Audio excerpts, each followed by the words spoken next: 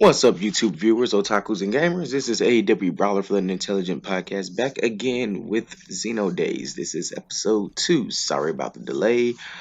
Yada yada yada. Long story. You're not gonna listen, but it's back, and I'll try to keep them coming at least once a week. Usually uploaded on Monday morning. Now, I did go back and watch the original, the first episode, before I post this one, which is why I had to go back to this camp that I said I'd always start off right here, doing this camp. I said a lot of silly things in the first video because I clearly didn't know how the game worked. I was new to it. I was talking about level. This level doesn't matter nearly as much as I thought it did. It's mostly about what moves you have, your augments, and your stats. Usually the best stat to have is potential really high. That's why right now my new character, as you'll see now, is this kind of green alien chick with blue and red hair. Looks like somebody Captain Spock would really go crazy over. I don't know. Um, Yeah, this new one is like running through things really fast. Again, just pause and go back to the first video, do a side by side comparison. You'll see that I fought everything way too long. In this one, I pretty much just breeze through things because I have my augment set up correctly. And I've also, by this point, learned how to do the infinite overdrive. Overdrive, of course, being the system that you use to get the most out of all your moves. Like if you use overdrive the right way, something as simple as a Rising Blade has a huge area of attack that has slashes that hit everything on screen and does massive damage, especially when you have potential.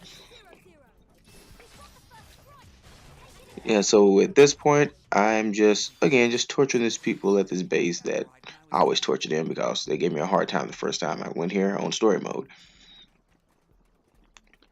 Um, Eventually, I go on to just clear a random Titan on the map. I mean, at this point, it's like I don't know. I think the only things that actually give me a hard time fighting them without a mech or with a mech are things like the oh god, I forgot their name. They're on the first Xenoblade.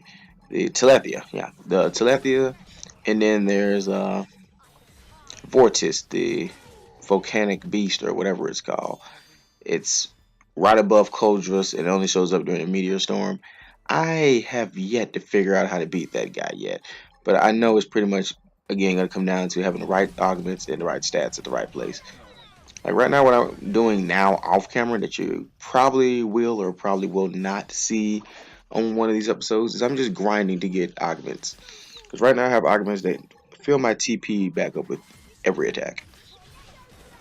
I eventually want to do the same thing for HP. Have augments where every time I swing or do any one of my arts, it refills my HP. I want to have it where I'm refilling like 1200 HP every time I do an art. So I won't have to be too afraid about using offensive stance, which lowers my defense like crazy because I can still use offensive stance and keep healing. Like I like offensive stance, but it kind of cripples you. Now I guess I could explain my strategy now, since you see my most of my battles start off the same way. Whereas on the old one, I just start off guns and sword, just no strategy whatsoever. If you notice, I start every battle off with Ghostwalker. If you don't have Ghostwalker and you want to beat some of the toughest enemies on the game, I highly recommend you get Ghostwalker. Because what Ghostwalker does is it creates decoys. I believe it's either 3 or 6 of them, depending on what level you have. I have Ghostwalker maxed all the way out. What those decoys do is you can take those many hits before you're actually hit by it. And with my unlimited overdrive going on, before I actually run out of overdrive and before I take all those hits, I get another chance to do Ghostwalker, so I do it again. You'll notice I spam Ghostwalker a lot. This pretty much makes me virtually invincible. I mean, there's still some enemies that somehow break through it. Like there's the huge headless milesaurs on the beach in oh god, it's on this island right here that I'm on. Let's see, Civilum, Noctilum, Coldrus, Oblivia. Yes, this is Oblivia, the desert. It's Oblivion. Yeah, he's on this island of Oblivia. The one on the beach, the headless one. His name is oh man, I'm forgetting everything's name today. I cannot remember what is the headless monster's name. It sounds like a play on words like gradivus, because it kind of sounds like gravity. Yes, like he still can break through. He still can break through the Ghost Walker. I don't know how. In fact, the only way I could defeat him, I might make a video of how I fought him, but it'll be a long video. And it's a bit embarrassing. I've seen other people with the same setup that I have as far as potential and weapon attacks go, take him out in a matter of seconds or minutes. Yet when I fought him and I did beat him, I had to keep him asleep for the whole battle, and it still took me like 15 or 10 minutes. I don't know how these other guys are doing this, how they're able to beat him this fast. I mean, either I'm doing something wrong or they're doing everything right.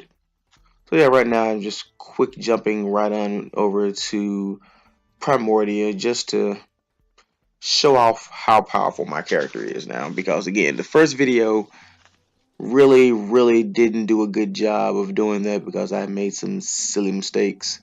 It was too focused on level. I wasn't even aware that the level maxed out at 60 at that point. I mean, the game was still new. I didn't know anything about level caps. Like right now, I have the second strongest mech on the game right there, whose name I'm not even gonna pretend like I remember. Yes, I do. The Ares, Ares 70, Ares 90 is the strongest. Of course, I made him black and gave him purple butterfly wings. And of course, I named him Butterfly for obvious reasons. Anyone who follows me on Twitter can take a wild guess as to why I would name my scale Butterfly and make it black. A hint, hint, it has something to do with a certain Juice Juice song. So yeah, I'm just flying around, showing off how powerful these things are, because I didn't do really a whole lot of scale battles the first video. But one of my favorite things to do now is just run around and just fight the hugest, most ridiculously oversized creatures on the game. Because it looks funny to see them getting taken out by this little green alien lady that Captain Kirk would definitely be trying to hit on if she was on Star Trek. Yes, I'm going to keep spamming that Captain Kirk joke because it's funny because she's green. Like I'm the only one who knew that Captain Kirk liked the green ladies. Come on now, let's not pretend like I'm the only one who thought that. Come on, we all watched Star Trek. That was Captain Kirk's thing. He liked the green ladies. I'm no bigger than the size of this thing's toenail, and I'm gonna take him out in a matter of seconds. Wish I could do this to Gradivus. Again, start off with the Ghost Walker, directly into a stat boost, and start attacking him. Normally I would go solo. I don't know why. Oh yeah, I know I have my team out now. Even though I've completed the game by this point, I still have not done all the side missions. So right now I have like one more side mission that I have to build the affinity between Fry and Fog. So I want to see what's going on with those two. I was hoping Shulk was in the game somewhere. And when I first saw Fry, he reminded me of Shulk. So I was like, oh, this guy is Shulk. And I was wrong. I mean, they have a fake Monado in the game. They land on planet Mirror. There's Telethias. There's that cliffhanger ending that I won't go into detail about because I'm not going to spoil anything. But either they're going to make a Xenoblade 3 for the Switch, or they're just going to leave it open for interpretation for whatever you want to think. Because there's just so many questions at the end of this game. There's a lot of cliffhangers. They have to make a part 3 to tie up the loose ends. They have to at this point. I would love to see a part 3. And again, the fact that Telethias are on here, and I guess it's not a spoiler anymore because the first Xenoblade came out back on the original Wii, but Telethia are nothing but the high Entia people mutated from being exposed to too much ether. So if the Telethia are born from the high Entia people, the guys with the big wings on their head like Melia, how are Telethias in this world on planet Mirror? And there's no high Entia people anywhere. And even one part of story mode, a Telethia more or less may or may not have helped you out. Whether it was on purpose or not is still unsure. So I don't know, there's a lot of open questions that's left from the ending. And I just want to know what's going on. Like, even the fact that everyone speaks the same language, which they pointed out that to Ricky, it sounds like we're all speaking, not Ricky. Why did I call him Ricky? God, he's not Ricky. Tatsu. He has the same name as the Nintendo president, Tatsu.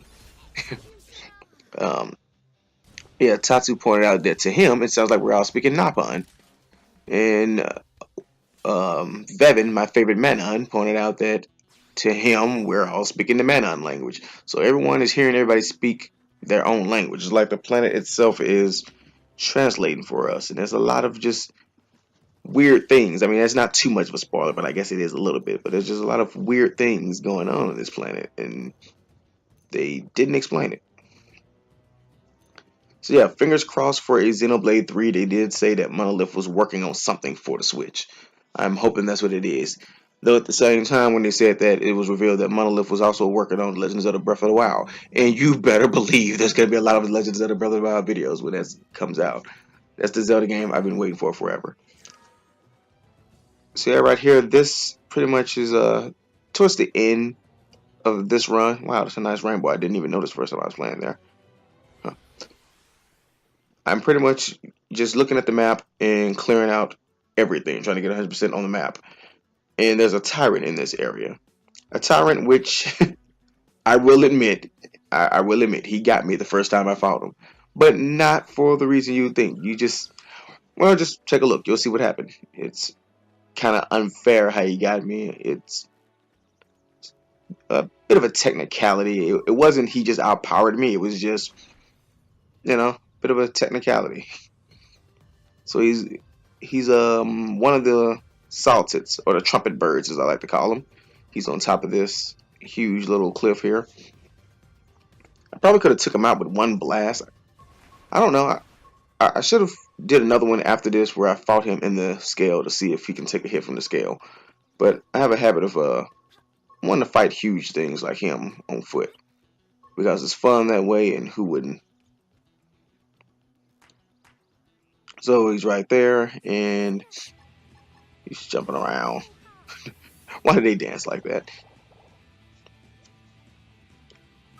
And then you see how the battle is going to start off with my Ghost Walker again. I'm invincible at this point. Giving him quite a beating, welling on him, and he decides to do the most cowardly thing ever: jump off the cliff, which gives him a technicality. Gives him a crazy advantage. See, because what happens here is the camera itself is going to kill me. I'm going to jump down, try to stop him, and get stuck behind the camera. And by the time I reposition to find him, he hits me and kills me some kind of way. It's like the only way I lose to any of the tyrants anymore now. It has to be some kind of crazy technicality. Just straight up battle, they won't beat me. Unless it's a Telethia. See, you can't even see what he hit me with and how that killed me right there. It just happened that fast. It was crazy. And every time I fight him on foot on this little island, he jumps off because, I don't know, he's scared, he's afraid, he knows he's going to die. For whatever reason, he jumps off right here. So the second time, where I cornered him where he didn't jump off. So that was a fun little experiment. I had people watching and everything, and I was bragging on how powerful my team was, and got killed. You just hate when it happens when you're bragging on how good your character is on a game and you get killed while people are watching. It's like, oh yeah, you're so good, you got your butt kicked. That's kind of embarrassing.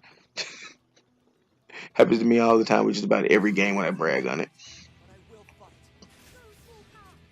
Maybe the second go around, it's everything. Like my attacks are hurting more than everything the second time I fight them.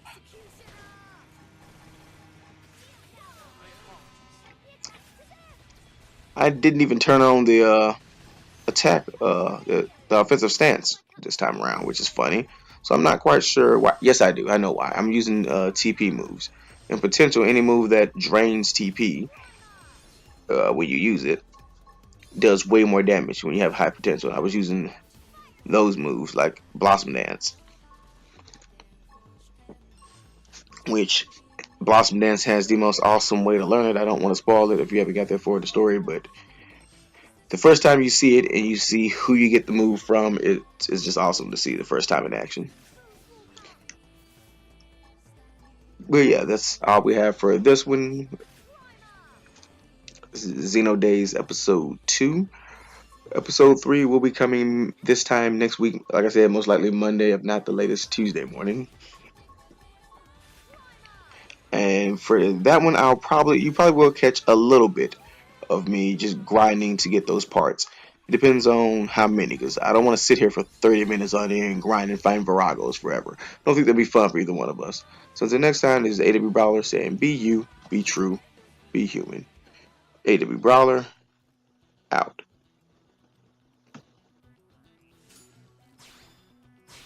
I'll get as strong as it takes to keep everyone safe.